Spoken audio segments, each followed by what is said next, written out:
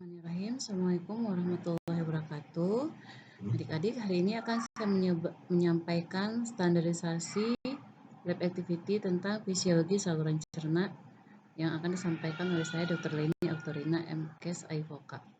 Nah, untuk objektif yang kita bahas adalah fisiologi umum saluran cerna, fisiologi mulut, fisiologi gester, fisiologi usus halus, maupun fisiologi usus besar. Tapi saya hanya akan rangkum untuk yang penting-penting aja, yang lainnya kalian bisa pelajari di e-book. Nah, ini kita akan membahas tentang persyarafan saluran cerna. Jadi untuk saluran cerna, persyarafannya itu adalah sistem saraf otonom. Di sini kalian bisa lihat, ini adalah lapisan submukosa. Ini lapisan submukosa ya. Kemudian ini ada kelenjar-kelenjar, kemudian ini ada lapisan muskularis, dan ini adalah lapisan serosanya. Nah, kalian bisa melihat di lapisan otot itu ada syaraf-syaraf. Nah, syaraf-syaraf ini disebut dengan mesenteric plexus atau disebut juga dengan plexus Auerbach.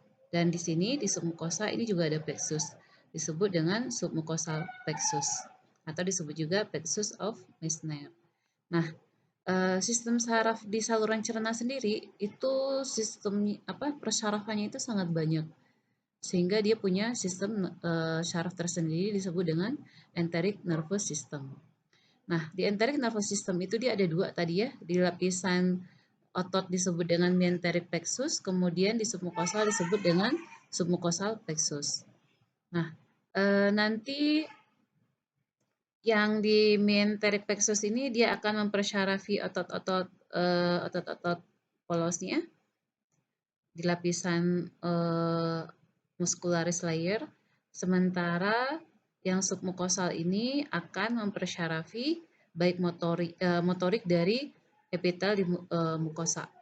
Nah, mesenteric plexus ini dia juga akan memberikan interneuron atau mengirimkan juga sinyal ke submukosal plexus untuk motorik dari mukosal epitelium.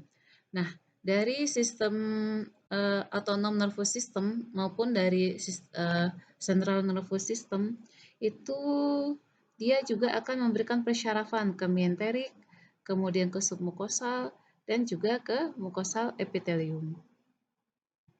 Oke, kita lanjut ya. Nah, sekarang kita akan membahas fisiologi di mulut. Di mulut itu nanti ada air ludah.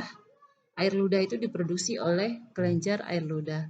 Nah, kelenjar air ludah utama di mulut itu adalah kelenjar parotis, kelenjar sublingual, dan kelenjar subglandular. Nah, ini ada 3 ya, ada parotid, sublingual, dan submandibular. Kemudian bagaimana sih perangsangan supaya salivari ini keluar? Di medula oblongata itu ada salivary center. Dia akan mendapat input dari korteks cerebri. Nah, korteks cerebri ini dia akan eferen dia ke salivary center ini ya. Nah, untuk aferennya atau rangsangannya itu bisa dari memikirkan makanan, atau melihat makanan, atau mencium bau makanan. Kemudian dari cerebral cortex ini dia akan memberikan sinyal eferennya ke salivary center. Nah, ada hal lain juga yang bisa menyebabkan perangsangan salivary center, yaitu tekanan kan di mulut kalian itu ada reseptor tekanan, ada juga reseptor kemoreseptor. Kalau ada makanan di mulut, maka akan terangsang reseptor tekanannya, akan memberikan sinyal ke salivary center. Begitu juga dengan kemoreseptor. Misalnya kalian makan yang asam atau yang manis, terangsang salivary centernya, bukan terangsang salivary center ya, reseptor ini akan menangkap sinyalnya dan menyampaikan ke salivary center. Salivary center ini akan memberikan respon ke sistem saraf otonom. Dia akan mempersarafi sistem saraf otonom, dia mempersarafi kelenjar ludah dan akan terjadi sekresi air ludah. Untuk kelenjar parotis ini dia dipersarafi oleh nervus 9 atau nervus glossopharyngeus. Kemudian sublingual dan submandibular dipersarafi oleh nervus facialis. Nah, ini ada pencernaan makromolekul ya, karbohidrat. Pencernaan karbohidrat itu sudah terjadi di mulut. Mulut itu dia menghasilkan salivary glands di mana di dalamnya itu ada enzim amilase. Nah, enzim amilase ini dia akan mencerna karbohidrat di mulut dan juga di lambung. Bagaimana kerjanya? Dia akan menghidrolisis polisakarida menjadi disakarida. Kemudian ini kita lanjut berikutnya ya dok, adik-adik nanti kita bahas karena kita tadi hanya di mulut aja ya. Nah sekarang kita akan membahas tentang fisiologi faring. Kalian akan membahas bagaimana terjadinya proses menelan. Nah di sini kalian bisa melihat lidah dan yang hijau ini adalah bolus makanan. Ketika menelan, lidah ini akan menekan bolus makanan ke hard palate. Kemudian akan mendorong ke belakang bolus makanannya.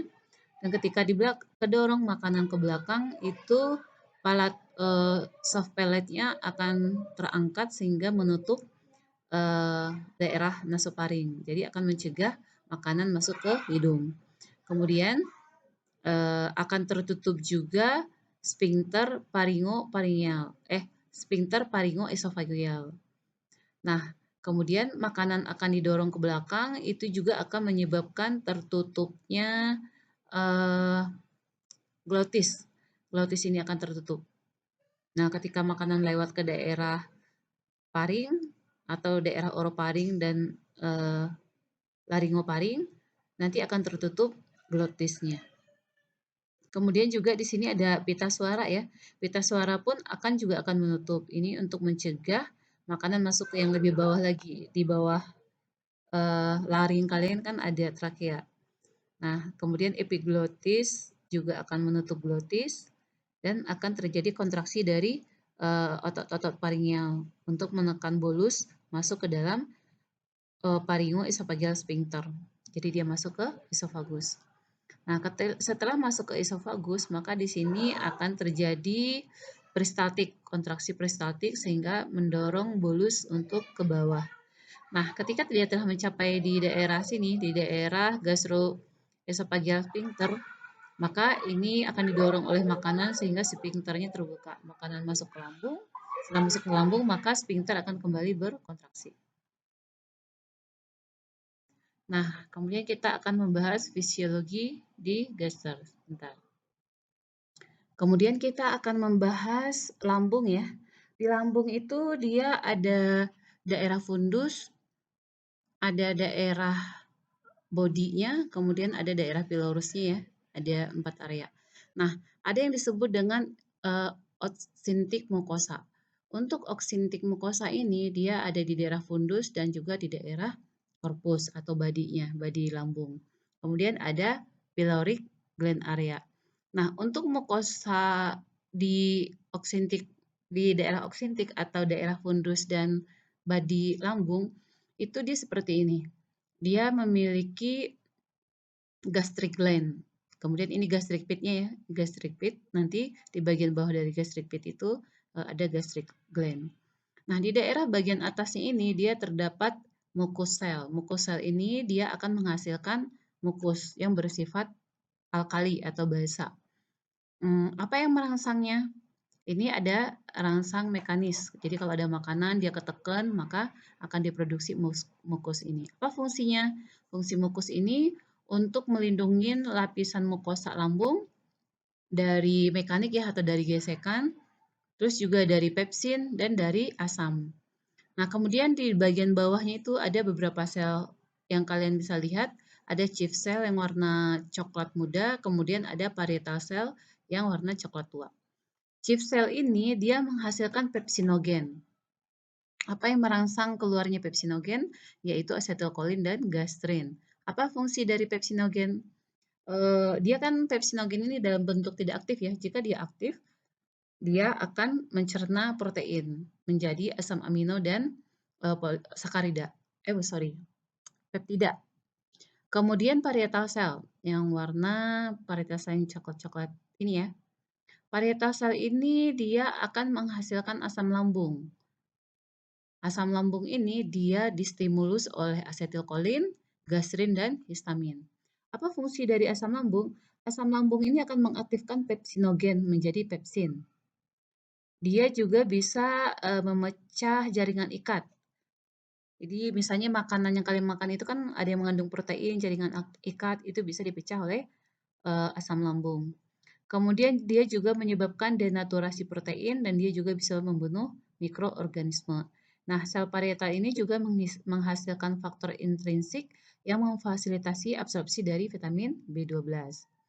Nah, ini untuk daerah osintik ya, fundus sama korpus. Kemudian untuk di daerah pilorik, gastric pit-nya itu di bagian bawahnya itu dia mengandung sel G dan sel D.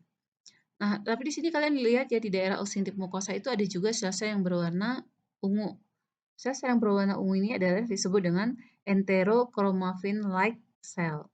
Fungsinya untuk apa? Dia menghasilkan histamin. Nah, apa yang merangsang histamin ini untuk keluar? Itu ada dua ya, ada asetilkolin dan gastrin. Apa fungsi histamin? Dia akan merangsang sel parietal untuk menghasilkan asam lambung. Kalian lihat di sini ada histamin ya, merangsang produksi asam lambung. Kemudian G-cell. G-cell ini dia menghasilkan gastrin. Apa yang merangsang gastrin itu keluar? Yaitu protein yang masuk ke lambung dan juga asetilkolin. Apa fungsi dari gastrin? Dia menstimulasi sel parietal untuk menghasilkan asam lambung. Kemudian dia merangsang chief cell juga. Lihat nih, gastrin dia merangsang chief cell juga. Dan dia juga merangsang enterochromaffin-like cell. Ya. Sekarang sel D. Sel D ini dia menghasilkan stomatostatin. Apa yang merangsang stomatostatin untuk dikeluarkan adalah keasaman di lambung. Jadi ketika keasaman di lambung meningkat, maka sel D akan memproduksi stomatostatin. Apa fungsi dari stomatostatin? Dia akan menghambat sel parietal menghasilkan asam lambung, dia juga menghambat sel G, dia juga menghambat sel HCl. Oke. Nah, untuk lambung sendiri, dia punya sistem proteksi. Sistem proteksinya itu ada 4. Pertama, lapisan mukosa. Ini lapisan mukosanya. Nah, kalian kan tahu di lambung itu ada sel-sel pluripoten ya, atau sel, nah, atau disebut juga sel pluripotennya itu sel puncak ya, atau sel induk. Jadi dia bisa berubah menjadi sel lain. Nah, lapisan mukosa ini dia akan menghasilkan prostaglandin PGE2 dan PGE1 dengan bantuan COX-1. Substratnya adalah asam arachidonat. Nah, ini prostaglandin ini dia akan menjaga dan mempertahankan mukosa. Jadi sel-sel mukosa itu dia akan regenerasi tiap 3 hari. Karena untuk asam itu memang butuh sel-sel mukosa yang kuat untuk perlindungan. Kemudian di atasnya itu adalah lapisan mukus. Ini di atas ini ada lapisan mukus, jadi juga berfungsi melindungi sel-sel mukosa dari serangan asam lambung. Kemudian antar sel ini juga ada tight junction. Jadi antar selnya juga kuat sehingga juga sulit dilewati untuk menembus ke jaringan submukosa. Kemudian ada juga bikarbonat. Nah, di mukus ini ada HCO3- atau bikarbonat di mukusnya ini. Jadi kalau misalnya ada asam lambung yang mencoba masuk ke lapisan mukosa ini, maka dia bisa dinetralkan oleh HCO3-. Sehingga faktor-faktor ini dia impermeable untuk ditembus oleh HCl. Nah, sekarang kita akan bahas tentang prostaglandin tadi ya. Nah, membran fosfolipid ini oleh fosfolipase A2 itu dia akan menghasilkan asam arachidonat ya. Nah, asam arachidonat ini dengan bantuan COX-1 dia merupakan skipping gene ya. COX-1 ini dia akan membantu dalam menghasilkan prostaglandin. Bisa TCA2, PGI2 sama PGE2. Apa fungsinya untuk di lambung? Dia untuk menjaga integritas mukosa gastrointestinal. Nah, jadi kalau misalnya kalian tentang orang-orang yang konsumsi NSAID, itu kan dia akan mempengaruhi COX-1 ya. Dia akan mempengaruhi COX-1 sehingga mempengaruhi produksi prostaglandinnya. Begitu juga dengan kortisol atau steroid. Dia akan mempengaruhi ini. Jadi dia akan menurunkan integriti mukosa gastrointestinal, maka orangnya jadi lebih sensitif atau pertahanan terhadap asam lambungnya jadi lebih rendah. Baik, sekarang kita akan membahas tentang faktor yang menstimulasi dan menghambat lambung. Nah, kita bahas tentang stimulatory event dulu ya. Itu dia ada 3 fase, ada fase sefalik, ada fase gastrik, dan ada fase intestinal. Nah, fase sefalik ini, jadi perangsangannya itu adalah dari otak, dari korteks cerebri atau sistem saraf pusat. Nah, ketika kita melihat atau memikirkan makanan, kita melihat dan memikirkan makanan itu masuknya ke korteks cerebri ya. Nah, dia akan mempengaruhi hipotalamus dan juga medula oblongata.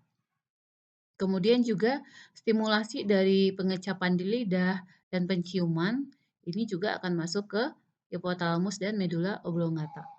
Penciuman ini dia nervus 1 kan ya, nervus kranial 1, makanya dia langsung ke medula oblongata, enggak ke korteks. Nah, kemudian rangsangan ini nanti untuk efektornya akan disampaikan ke nervus vagus. Nah, nervus vagus ini ujungnya kan ada asetilkolin ya, sehingga asetilkolin ini akan merangsang sekresi dari kelenjar-kelenjar di lambung, baik itu produksi asam lambung, gastrin, apalagi kromafin itu memproduksi HCl sel itu dia kan mensekresi histamin. Nah, histamin itu lagi juga nanti akan merangsang sel parietal untuk menghasilkan asam lambung.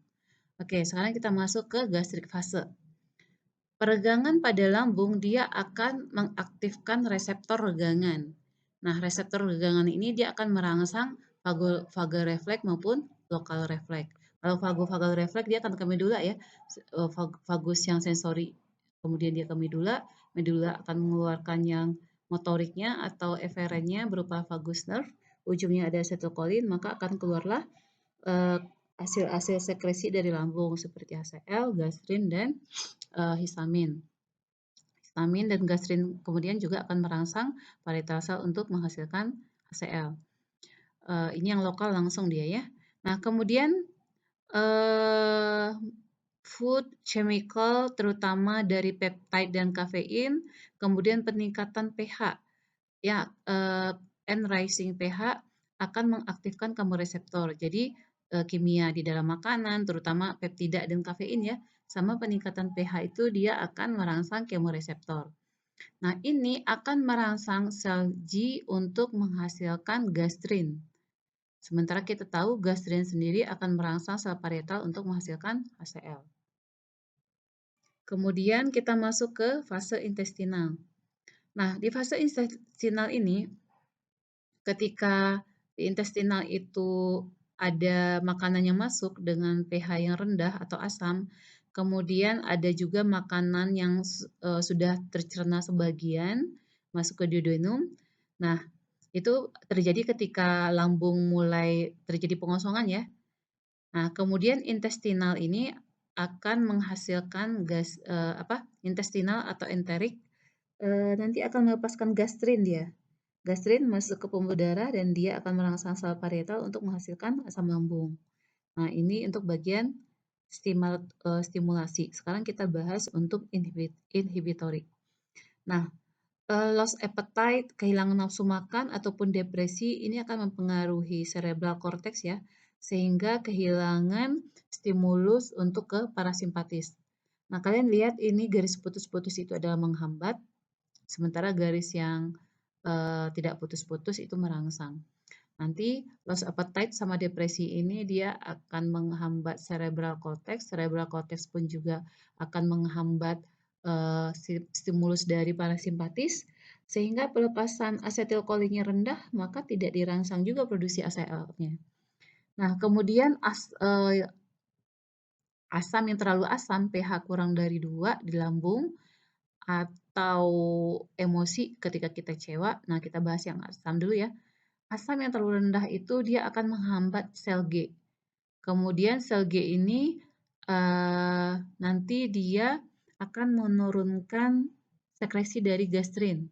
Sel G itu kalau dia dirangsang kan dia akan banyak menghasilkan gastrin ya, tapi ketika sel G-nya dihambat, maka dia akan menurunkan produksi gastrin. Nah, gastrin yang rendah ini pun dia akan menghambat sel parietal untuk menghasilkan ACL.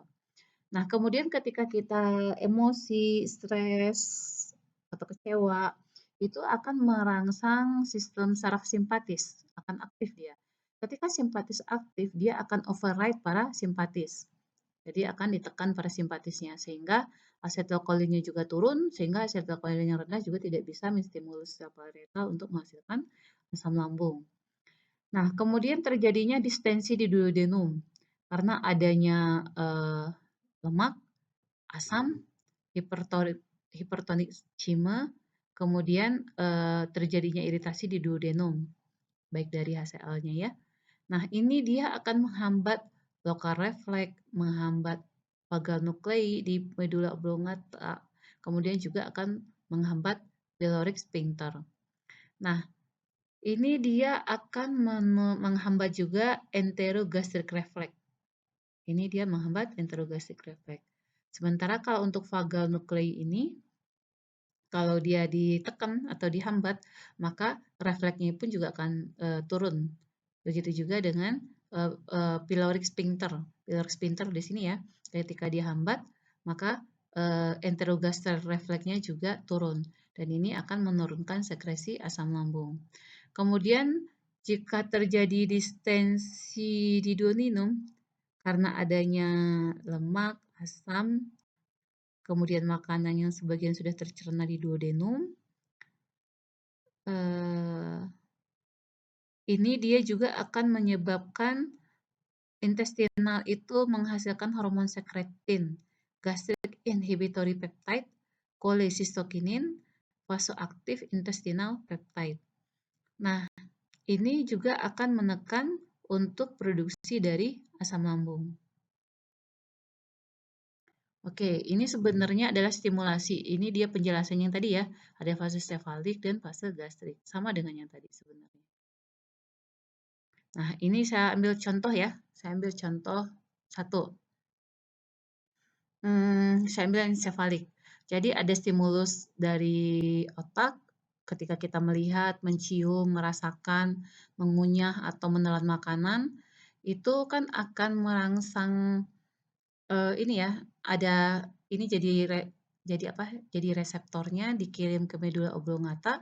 Oblongata akan memberikan perintah ke nervus vagus, sehingga nervus vagus ini kan asetilkolin ya. Asetilkolin itu dia akan merangsang sel G dan juga ada syaraf-syaraf intrinsik di saluran cerna. Kan di ujungnya itu ada asetilkolin ya, sehingga asetilkolinnya meningkat. Asetilkolin akan merangsang chief cell. Chief cell akan menghasilkan pepsinogen dan akan merangsang sel parietal. Sel parietal akan menghasilkan HCl atau ini gastric secretion-nya meningkat ya. Nah, sel G ini karena pengaruh perangsangan dari vagus di mana ujungnya itu ada asetilkolin, maka sel G ini dia akan menghasilkan gastrin. Gastrin dia akan merangsang chief cell sel parietal untuk memproduksi HCl dan pepsinogen. Kemudian gastrin dia juga akan merangsang HCl cell, di mana HCl cell ini akan menghasilkan histamin. Dan kita tahu sendiri histamin akan merangsang sel parietal, maka akan menghasilkan asam lambung. Nah, ini sebenarnya sama kayak yang tadi ya. Jadi ini kalian bisa lihat, nanti bisa dipelajari. Sebenarnya udah rangkumannya di gambar sebelumnya. Nah, ini untuk yang inhibitory. Mungkin saya kasih contohnya satu yang ini ya. Ketika di lambung, antrum baik di lambung maupun di duodenum. Ini kan bisa terjadi akumulasi dari keasaman. Nah, asam ini dia akan mengaktifkan sel D. Sedangkan sel D itu dia akan menghasilkan somatostatin. Kita tahu somatostatin ini dia bisa menghambat sel parietal, bisa menghambat sel G, dan bisa menghambat HCl sel. Sel parietal maka akan mencegah terjadinya sekresi asam lambung. Sel G dia akan menurunkan produksi gastrin. Gastrin yang rendah juga tidak akan merangsang parietal sel untuk menghasilkan asam lambung. HCl dia akan menghasilkan histamin. Jadi histamin yang rendah jadi nggak bisa juga merangsang parietal sel untuk menghasilkan asam lambung. Oke, lanjut ya. Nah, bagaimana sih produksi asam lambung? Produksi asam lambung itu kita lihat di sini sel parietal, ini plasma dan kemudian ini lumen dari gaster. Kalian lihat di sini. Ini karbon dioksida dia masuk ke dalam sel parietal. Kemudian di dalam sel ini kan ada ini ya, sitoplasma. Sitoplasma itu kan kebanyakannya itu komponennya adalah air. H2O akan dihidrolisis menjadi H+ dan OH-. Kemudian CO2 ketika dia bereaksi dengan OH- akan menjadi HCO3- atau karbonat ya. Nah, kemudian H+-nya ini akan dikeluarkan ke lumen lambung. Akan dikeluarkan ke lumen lambung. Nah, ketika H+ ada ion positif yang keluar, maka harus ada juga ion negatif yang masuk, yaitu melalui channel HK ATPase, di mana dia membutuhkan ATP atau energi. Kemudian di sini juga karbonat HCO3- yang dihasilkan oleh sel parietal akan dikeluarkan ke dalam plasma. Nah, ketika ada min yang keluar, maka harus ada juga min yang masuk. Sebentar. Nah, karena ada min yang masuk, ada min yang keluar HCO3-, maka harus ada juga min yang masuk. Maka masuklah Cl ya. Jadinya simpor dia. Simpor HCO3- keluar, sedangkan Cl- masuk. Kemudian Cl ini dia akan keluar ke lumen, maka menjadilah dia di sini HCl. Terus juga K yang masuk itu nanti kan nggak bisa, nanti kan dia masuk kan dia harus keluar juga ya. Nanti ada Leakey channelnya untuk kalium. Nah, untuk terapinya sendiri, kalian kan ada itu PPI ya, proton pump inhibitor. Nah, kerjanya proton pump inhibitor itu di sini.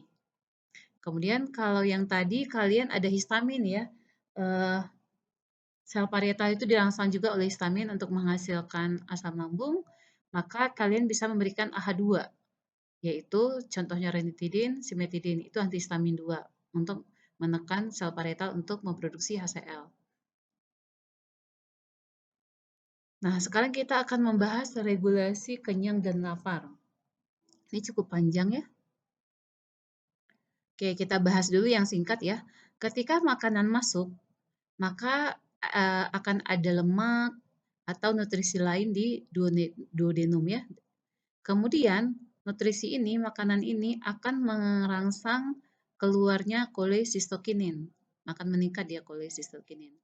Nah, cholecystokinin ini dia akan merangsang NTS. NTS itu adalah Nucleus Tractus Solitarius. Ini dia merupakan pusat kenyang di brainstem, sehingga dia akan memberikan sinyal kenyang, sehingga dia akan menghambat keinginan untuk makan atau menghambat keinginan untuk makan ya atau nafsu makan.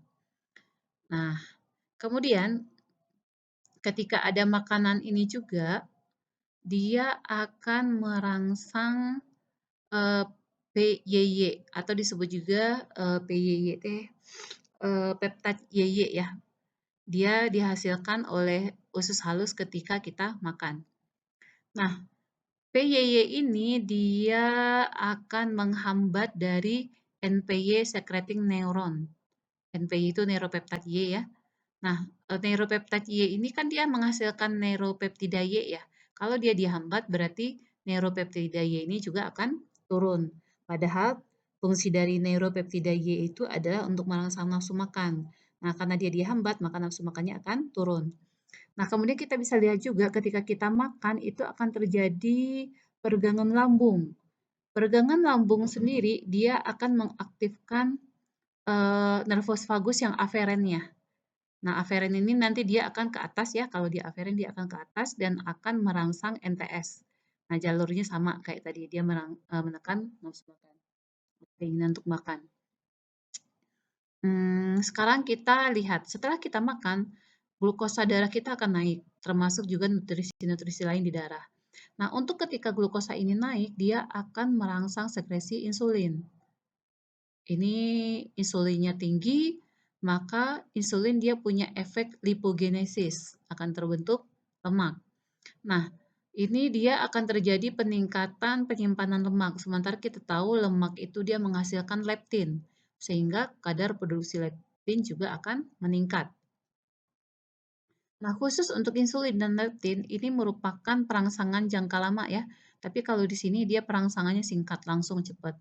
Sementara insulin dan leptin itu perangsangnya agak jangka lama. Makanya kadang setelah kita makan, keinginan makan kita itu ditekannya cukup lama. Kadang bisa 4 jam, bisa 6 jam, beda-beda ya. Nah, karena leptin ini meningkat, leptin ini dia akan merangsang POMC secreting neuron. POMC itu apa? Bisa dibaca ya. Pro opiomelanokortin. Nah, dia akan menghasilkan melanokortin ya, POMC ini. Nah, melanokortin ini dia akan merangsang PVN neuron atau disebut juga dengan paraventricular nucleus. Apa yang dihasilkan oleh paraventricular nucleus adalah corticotropin releasing hormone. Nah, dia akan menekan nafsu makan sehingga kita tidak punya keinginan lagi untuk makan. Ini mekanismenya ya, ketika kita setelah selesai makan. Nah, kemudian kalau misalnya lambung kita kosong, ini ketika lambung kita kosong, maka yang meningkat itu adalah grelin. Grelin ini dia akan merangsang NPY secreting neuron. Dia akan menghasilkan neuropeptide Y, di mana neuropeptide Y ini akan merangsang LHA neuron atau lateral hypothalamic area. Nah, lateral hypothalamic area ini dia akan menghasilkan orexin. Sementara orexin sendiri dia akan meningkatkan nafsu makan. Jadinya kita jadi pengen makan. Kemudian kalau untuk LHH ini dia akan menekan NTS ya. NTS ini kan rasa kenyang. Jadi kalau misalnya rasa kenyang ini ditekan, jadi kita kan jadi lapar jadinya. Jadi kalau ini ditekan, maka kita jadi punya keinginan untuk makan. Ini jadi hijau dia atau positif. Kemudian mana lagi dia jalurnya? LH ke sini. Terus kalau PVN neuron ini dia justru ke NTS dia memberikan efek positif ya. Malah jadi rasa kenyang kita semakin diperkuat oleh dia. Kalau untuk melanokortin untuk ke LH dia menekan, untuk neuropeptide Y untuk ke PVN dia menekan. Jadi kalau ke tetangganya mereka saling menekan, ke dirinya sendiri kalau ke bawah dia merangsang. Sekarang kita akan membahas hormon-hormon GI tract. Kita pertama akan membahas gastrin. Jadi kita tahu gastrin ini dihasilkan oleh sel G, fungsinya untuk meningkatkan sekresi HCl dan pepsinogen. Jadi dia merangsang sel parietal dan sel chief cell. Kemudian dia meningkatkan motilitas lambung, merangsang motilitas ileum, melemaskan sphincter ileum, dan menginduksi gerakan massa di usus besar. Dia juga bersifat trofik bagi lambung dan duodenum. Jadi dia kalau trofik itu kan suatu hormon yang mempengaruhi sekresi atau mempengaruhi kelenjar yang lain. Jadi gastrin ini dia mempengaruhi sel G dan sel parietal dan sel chief cell. Terus dia juga membantu menjaga lapisan saluran pencernaan. Untuk sekresi gastrin ini dia dihambat oleh akumulasi asam dalam lambung dan oleh adanya asam dalam duodenum. Selanjutnya adalah sekretin. Sekretin ini dia menghambat pengosongan lambung, menghambat sekresi lambung, dia merangsang sel-sel di saluran pankreas menghasilkan NHCO3 untuk menetralkan asam lambung. Jadi dia merangsang produksi NHCO3 ya, yang bersifat basa. Sekretin dan CCK keduanya merupakan trofik bagi pankreas eksokrin. Kemudian ada cholecystokinin atau CCK. Dia menghambat motilitas dan sekresi lambung, kemudian merangsang sel asinus pankreas untuk meningkatkan sekresi enzim pankreas, menyebabkan kontraksi kandung empedu, relaksasi sphincter OD, sehingga empedu masuk ke duodenum dan membantu pencernaan dan penyerapan lemak. Nah, cholecystokinin tadi dia merangsang NTS ya, jadi dia memainkan peran dalam rasa kenyang, karena NTS itu dia pusat rasa kenyang. Kemudian sekarang kita akan membahas usus halus. Di duodenum itu terutama dia fungsi digestifnya lebih kuat ya, walaupun sebenarnya dia juga punya fungsi penyerapan. Nah, duodenum ini dia akan mendapatkan enzim-enzim terutama dari pankreas. Nah, di sini kita bisa melihat sel-sel pankreas mengeluarkan 3 jenis enzim. Ada enzim proteolitik untuk mencerna protein, kemudian amilase untuk mencerna karbohidrat, dan lipase untuk mencerna lemak. Sekarang kita lihat di sini. Enzim proteolitiknya itu ada tripsinogen, kemotripsinogen, karbopeptidase. Ini semuanya diproduksi itu dalam bentuk tidak aktif. Soalnya kalau dia aktif, maka dia akan merusak protein-protein di pankreas. Kemudian tripsinogen ini dia diaktifkan oleh enteropeptidase. Enteropeptidase ini dia dihasilkan oleh usus halus ya. Jadi sementara tripsinogen dihasilkan di pankreas. Jadi belum aktif dia tuh. Kemudian tripsinogen ini akan dirubah menjadi tripsin. Nah, tripsin yang sudah aktif dia bisa melakukan autokatalitik. Dia mengaktifkan tripsinogen lain yang belum aktif menjadi tripsin. Nah, di pankreas ini dia juga memiliki inhibitor tripsin. Jadi tujuannya untuk menghalangi kerja tripsin jika terjadi aktivasi spontan tripsinogen yang secara tidak sengaja terjadi di dalam pankreas. Nah, takutnya ada tripsin ya, di mana tripsin bisa mengaktifkan tripsinogen. Jadi maka ada inhibitor tripsin. Kemudian kita bisa lihat di sini untuk sekresi dari NHCO3- atau basa ya. Ketika terjadi ada asam di duodenum, jadi kalau masuk makanan dari lambung ke duodenum, dia akan merangsang sekresi dari sekretin dari mukosa duodenum.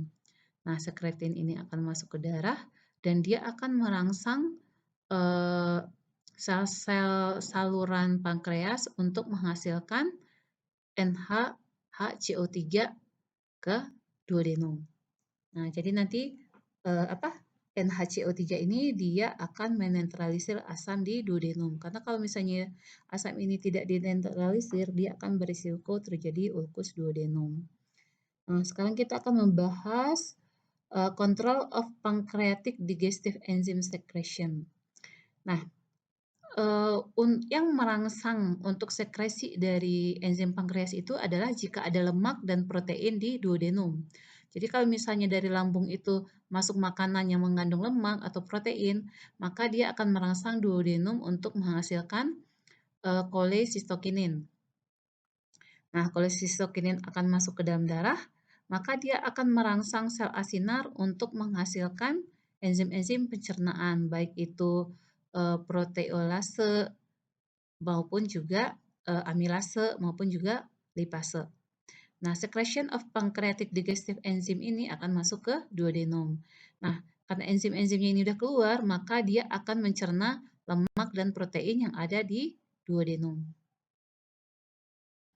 Nah, sekarang kita akan membahas digestif dari masing-masing dari makromolekul ya.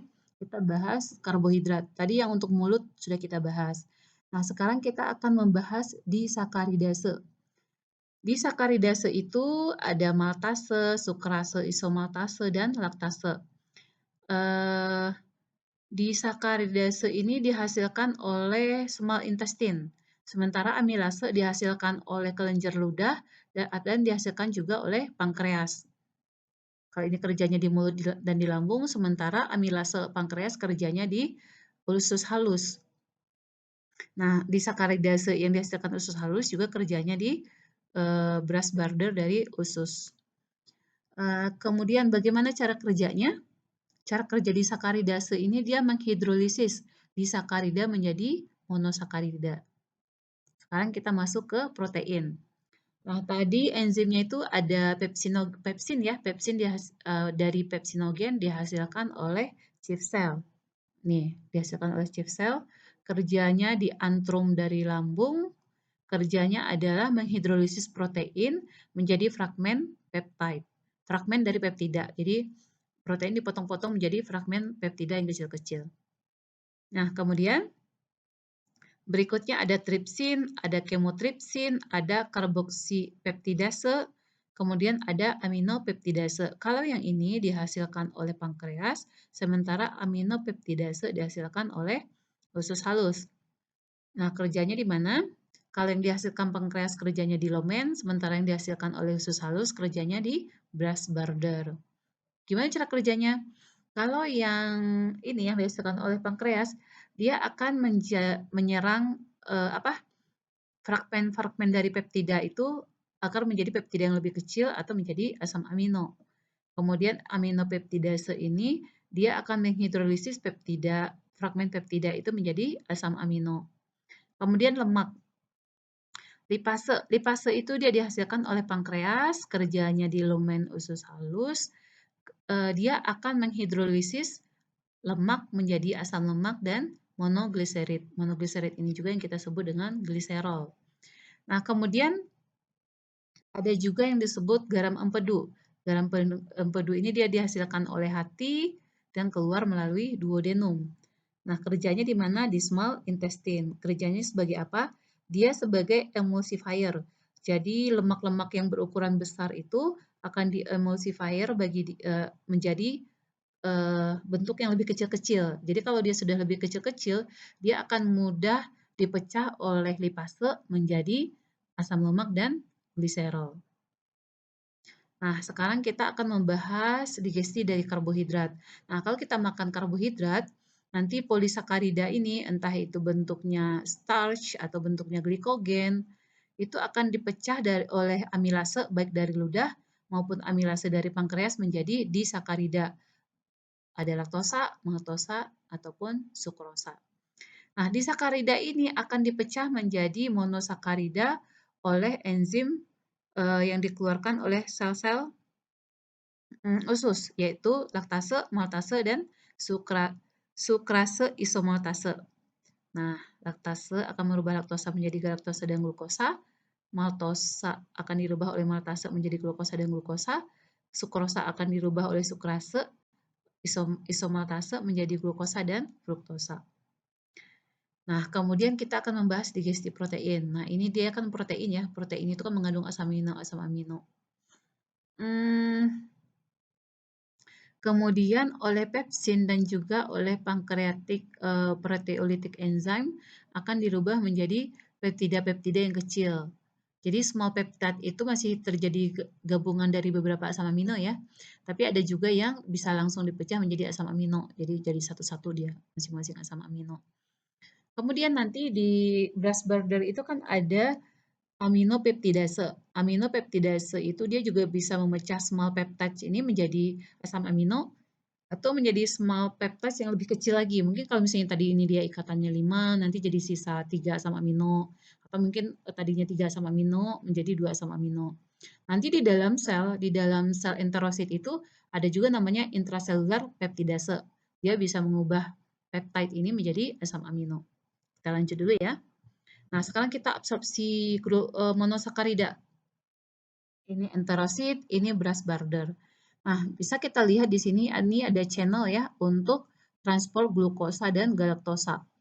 Nama transportnya adalah SGLT.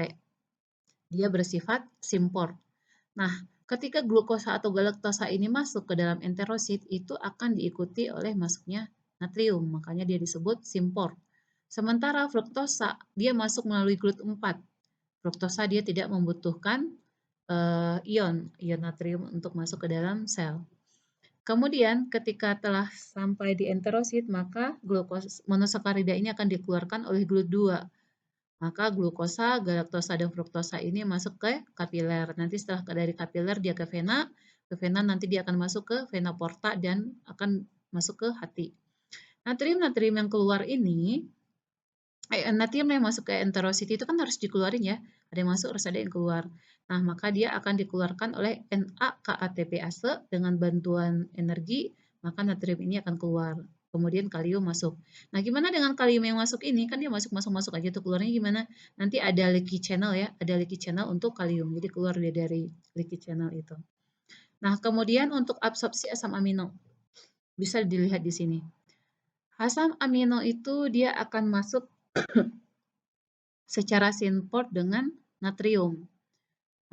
Masuk di sini secara simport dengan natrium.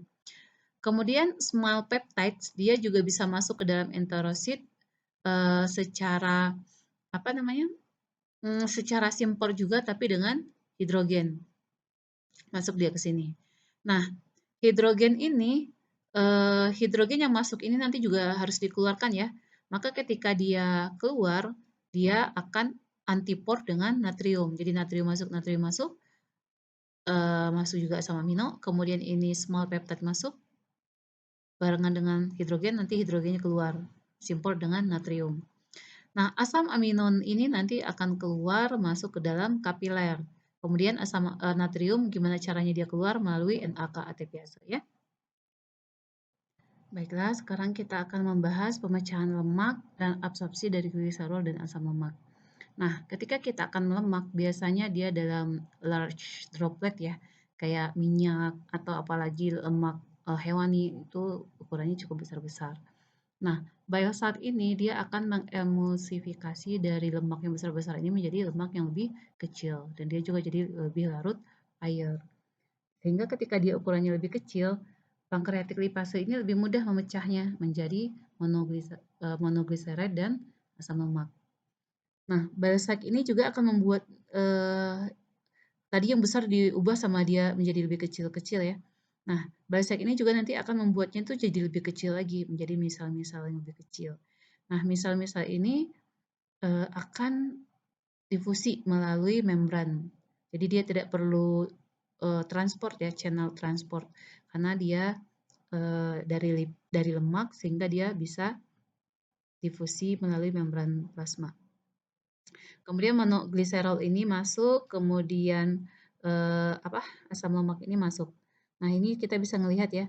Di sini ada asam lemak, di sini ada monogliserid dalam misel. Kemudian nanti dia akan passive absorption, akan masuk dia secara difusi.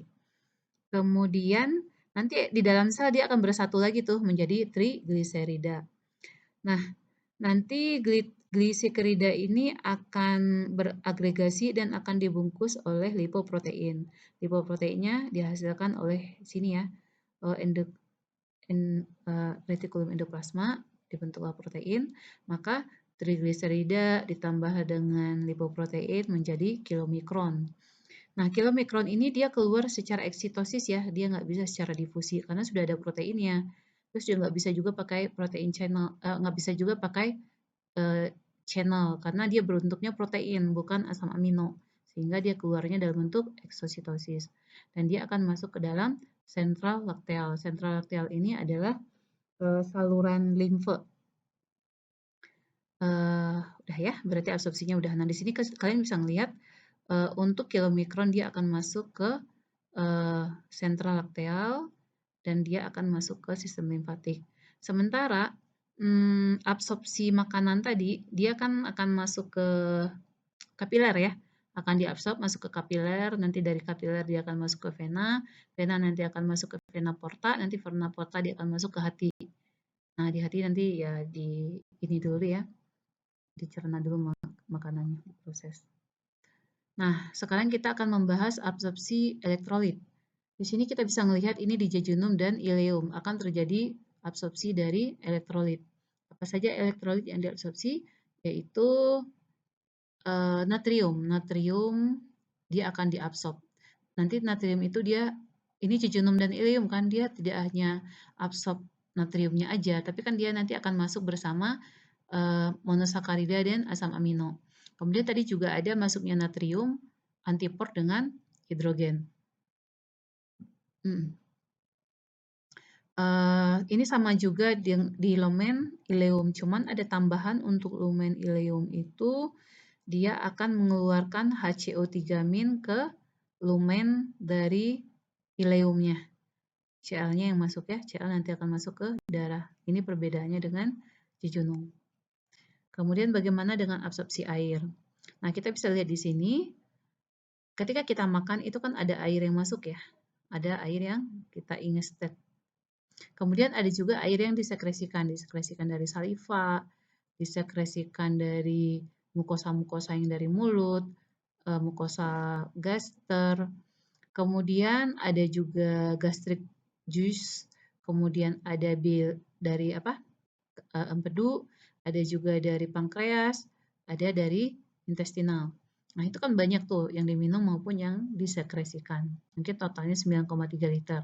Nah, semua itu harus diabsorpsi lagi biar kita nggak dehidrasi ya, nggak kekurangan cairan.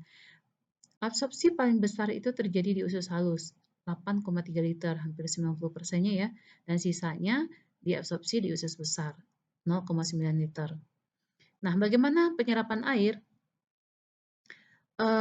Kita ingat tadi di usus halus itu ada penyerapan ini ya, ada penyerapan elektrolit di situ, ada penyerapan monosakarida, ada penyerapan asam amino, sehingga gradien konsentrasinya itu akan berubah.